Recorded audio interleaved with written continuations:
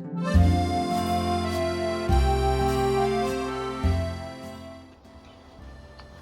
hello there and welcome to the channel, and in this video I am going to be talking to you about the five mistakes to avoid when planting up agaves. But before we start, consider subscribing to our channel. It really helps us, and also don't forget to comment, like, share, and also click on that notification bell.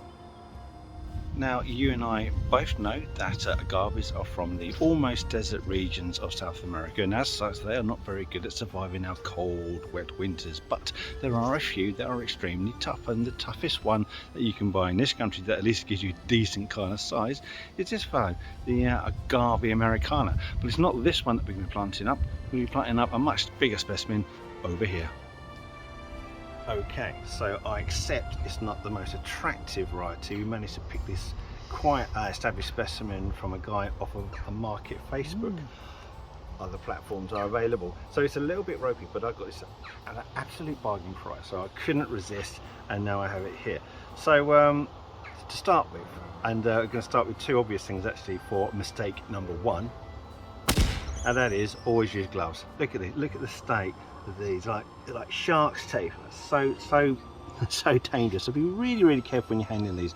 Always wear gloves, because you will rip yourself apart, and you'll have no skin left if you take these without any caution whatsoever.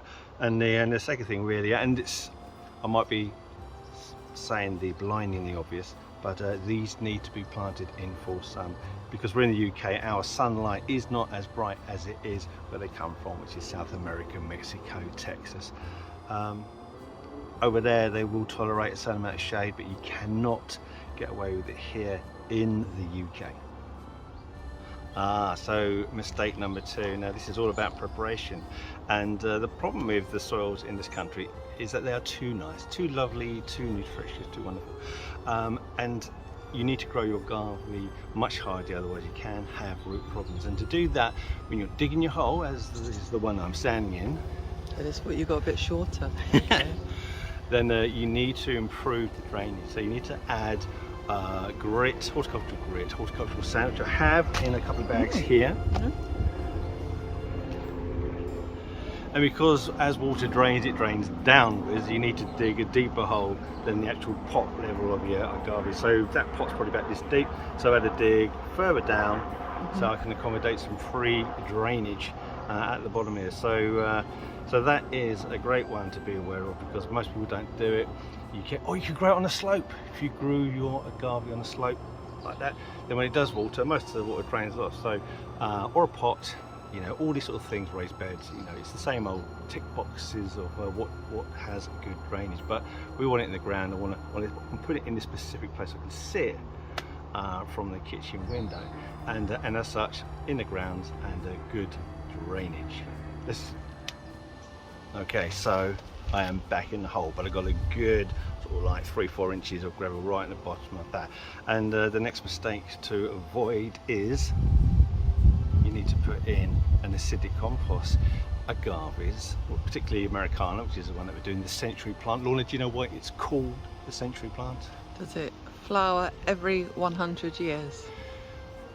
Yes, that is the reason why it's called that. But you don't look like that's the reason.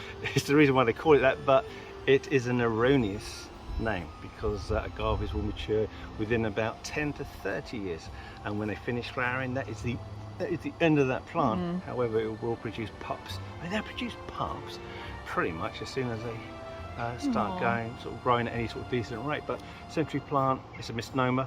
Is that the right word? I don't know.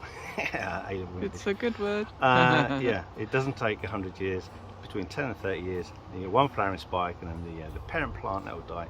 Pups will grow from there. Anyway, we're in the ground, and the reason why we're still in the ground is because we still need to do a little bit more preparation, and that is, as I said, ericaceous soil, and that is because the agave prefers and a slightly acidic compost between about 5.5 to 6 being neutral, 5.5 being slightly acidic. So we're going to mix in some of the ericaceous compost with some soil, and then we're going to plant the agave in that.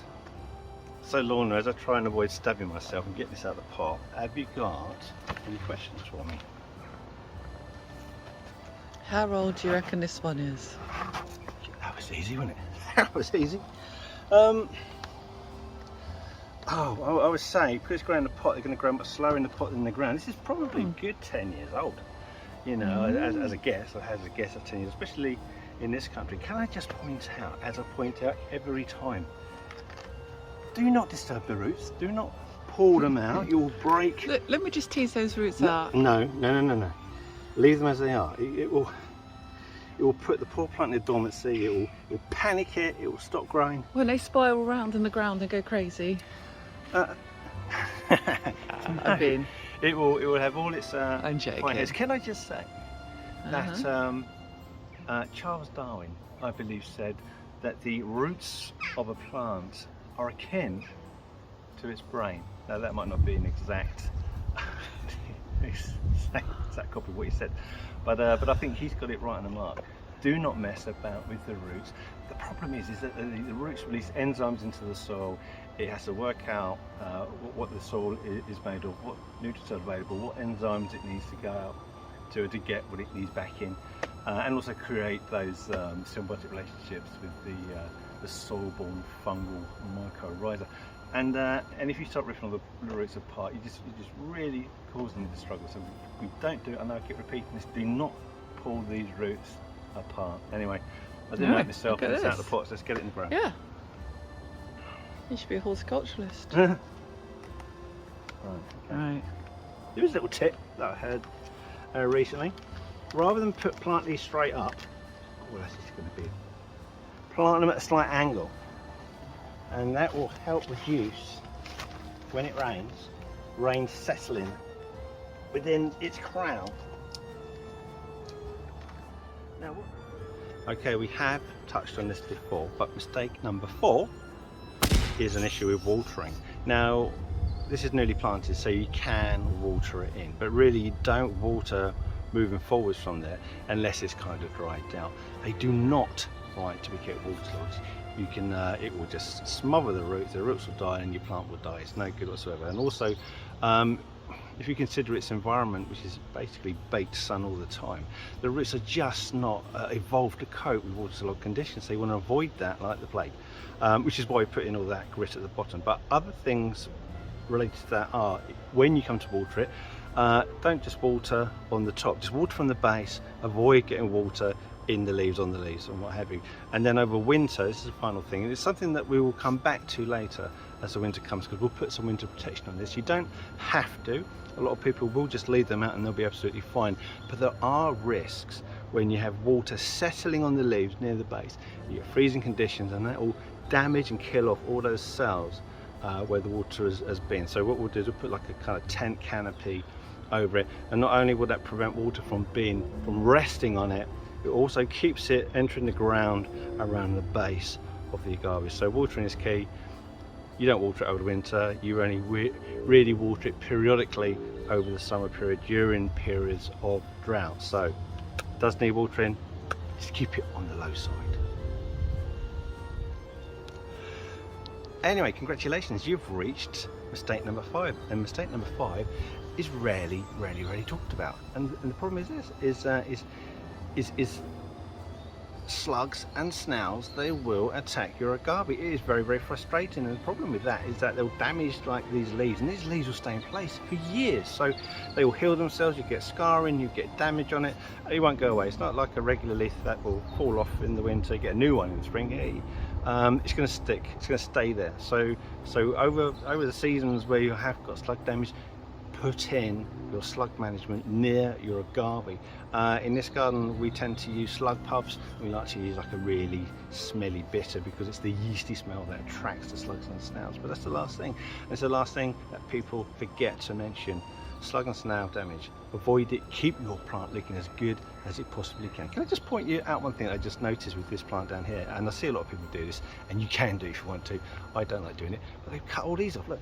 Can I have a look? Oh, I know you mean. Look like a weird. Yeah, I know.